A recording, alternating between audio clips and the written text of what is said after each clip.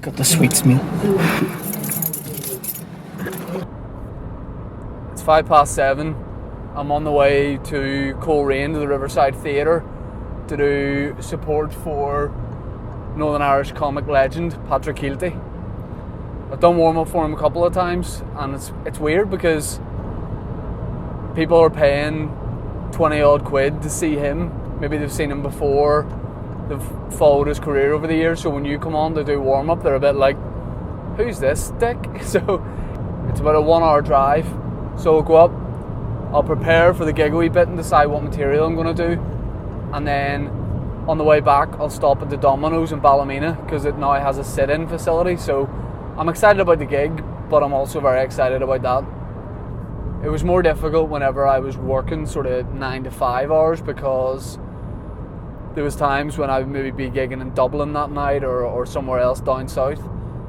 You know, you finish work at 5, go home, get changed, have your dinner. You don't even really have time to properly eat it. You just throw a bit of food into you, and then you're straight in the car on the way to the gig. And then you're up the next day. Maybe you get back at 1:30 or 2 because you want to stay and watch the other comedians. And it's difficult because then you got to get up for work the next day. So whenever you're doing that a couple of times a week, if you have loads of gigs at the one time, it's hard.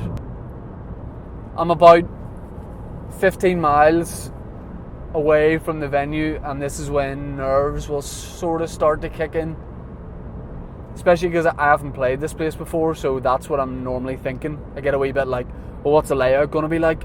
Am I going to be on a raised stage, or am I going to be on the same level as everyone? Is the microphone going to be wireless, or is it going to have a lead? Ladies and gentlemen, please welcome to the stage your first act for this evening, Shane Todd.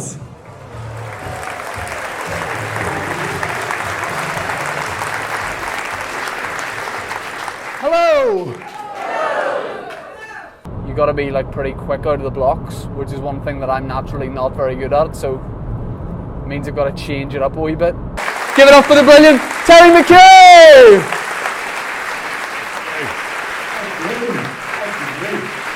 It didn't go great. You forget that when you're doing warm up, it's not about you, it's about the person you're warming up for. So they're there to see that person.